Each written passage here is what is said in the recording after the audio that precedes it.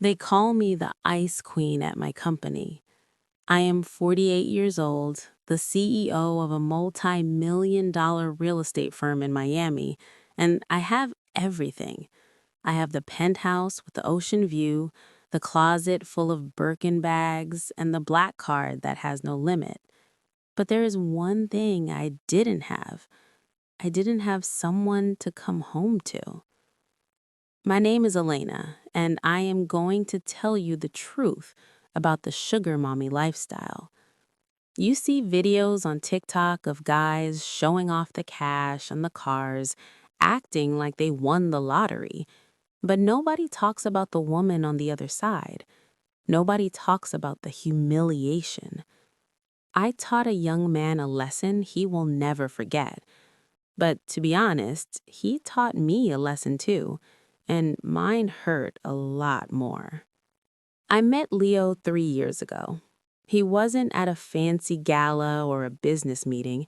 He was playing a guitar on the street in South Beach. He was 24, with messy hair and a smile that could stop traffic. He looked like a lost puppy. He was singing a love song, and for a moment, I stopped checking my emails. I just listened. When he finished, he looked at me with these big, innocent brown eyes. "That was beautiful," I said. I dropped $100 bill into his guitar case. His eyes went wide. "Whoa, are you serious? That's that's my rent money for the week." "You have talent," I said. "Don't waste it."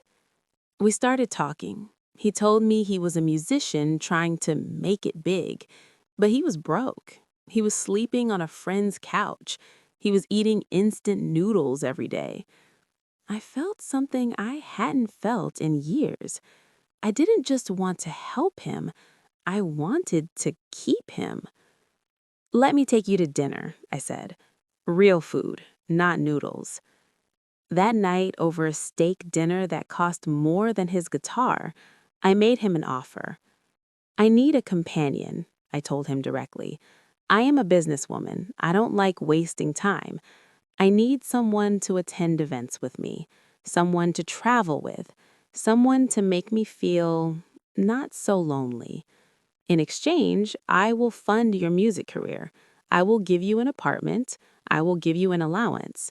But you belong to me." Leo looked at me. He didn't look offended. He looked hungry. "Deal," he said. For the first 6 months, it was perfect. Leo was the perfect sugar baby. He moved into one of my luxury condos downtown. I bought him a brand new wardrobe, Gucci, Saint Laurent, everything. I bought him top-tier recording equipment. I even leased him a white BMW. In return, he was amazing. He texted me, "Good morning, beautiful," every single day. When I came home stressed from work, he was there with a glass of wine and a foot massage. He listened to me complain about my employees. He made me feel young again. He posted pictures of us on Instagram. He didn't hide me. He captioned them, "My queen," or "The woman who changed my life." My friends warned me. "Elena, watch out," my best friend Sarah said over lunch. "He's half your age. He's using you for the clout and the bag."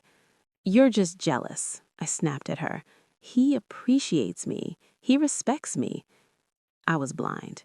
I was so happy to have someone paying attention to me that I ignored the red flags. The change happened slowly. After a year, Leo started asking for more. First, it was just a bigger monthly allowance because studio time is expensive. Then he wanted me to introduce him to my business connections. He wanted to come to my office. "I just want to learn from you, babe," he said, kissing my neck. "You are such a boss. I want to know how you run your empire." I thought it was cute. I let him sit in on a few meetings. I let him see how I handled contracts. I even gave him the passcode to my home office so he could use the better Wi-Fi. But then the vibe shifted. He started being on his phone constantly. If I walked into the room, he would quickly flip his phone screen down.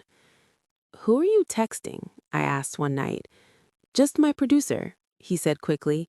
"Music stuff, you wouldn't understand." He started going out late with friends. He would come back at 3 a.m. smelling like cheap perfume and alcohol. When I confronted him, he would gaslight me. "You're being crazy, Elena," he would say. "You are being possessive. I'm young. I need to have a life. Don't be so controlling." I felt guilty. I thought, maybe he is right. I am old. I am boring. I need to be cooler. So I bought him a Rolex to apologize, a $15,000 apology. He took the watch, smiled, and said, "Thanks, babe." But the warmth in his eyes was gone. The turning point came on a Tuesday. I was supposed to be in New York for a business trip, but my flight got canceled because of a storm. I decided to come home early and surprise Leo. I had keys to the apartment I paid for, obviously. I walked into the condo quietly. I wanted to be romantic. I had a bottle of champagne. I heard voices coming from the living room.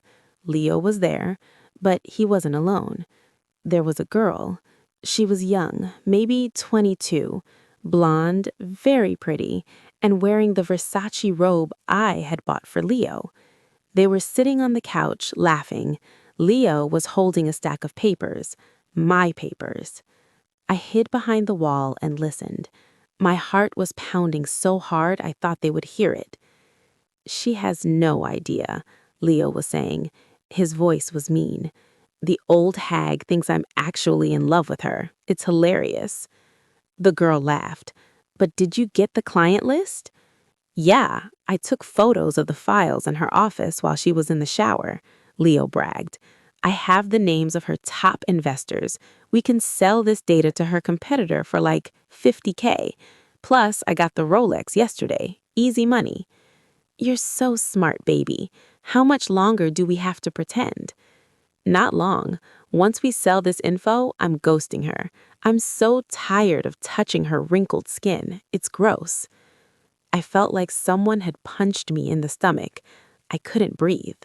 He wasn't just using me for money. He was stealing from my company, and he was mocking me. He was laughing at my body, my age, and my heart. I wanted to run in there and scream. I wanted to throw the champagne bottle at his head. But I am Elena. I am a CEO. I don't throw tantrums. I execute strategies. I quietly backed out of the apartment. I went down the elevator, sat in my car, and dried my tears. Then I made a phone call. I didn't break up with him immediately. Oh no, I waited. For 3 days, I played the game. I acted like everything was normal. I let him kiss me. It made me sick, but I had to keep him comfortable.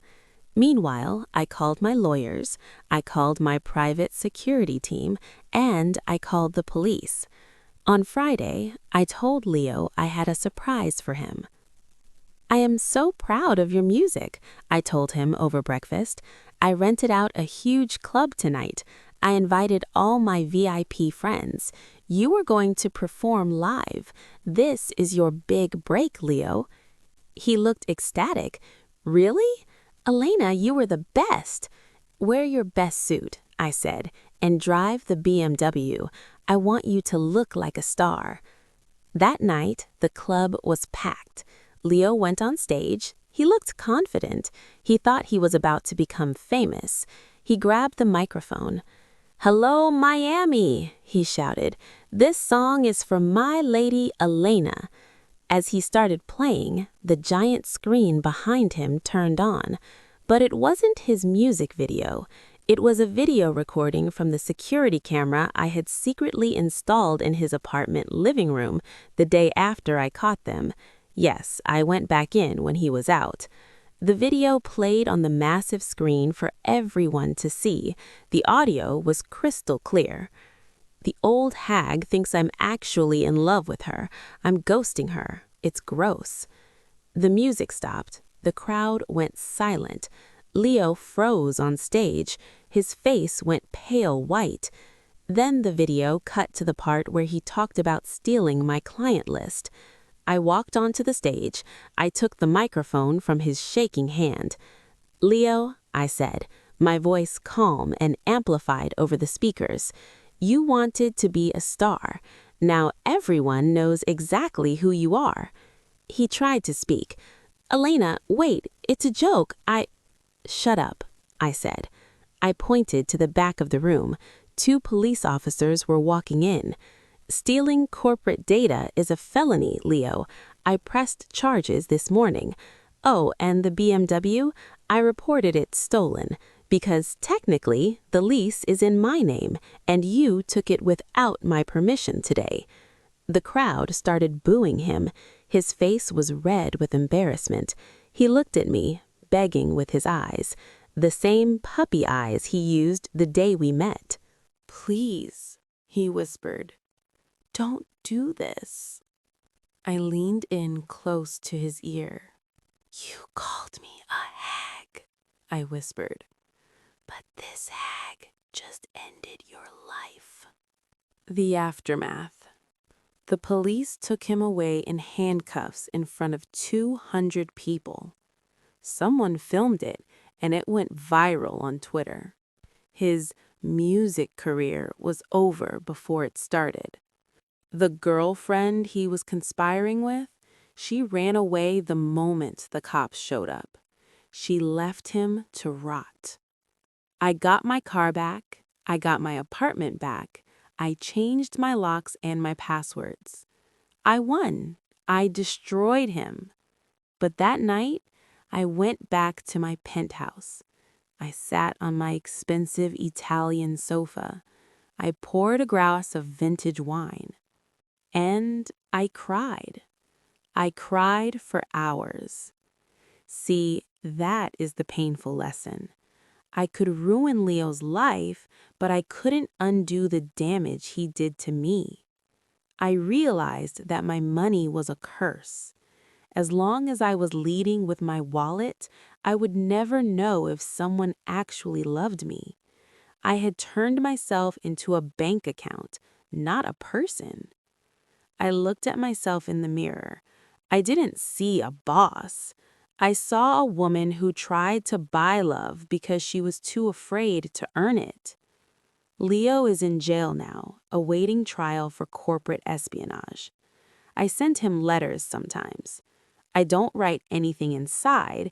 I just send him photos of me on vacation in Paris, looking happy. But it's a lie. I'm still lonely. So to all the young guys watching this, don't play games with women who built empires. We bite back. And to the women who think a sugar baby will fix your heart, don't do it. You can buy a dog, you can buy a house, you can buy a car, but you cannot buy loyalty. If you have to pay for his time, he will make you pay for your happiness. And that is a price that is too high, even for me. If you liked this story, please like the video. Share it with someone who enjoys real-life stories. Subscribe to the channel for more emotional English stories. And don't forget to comment below. Tell me where you are watching from.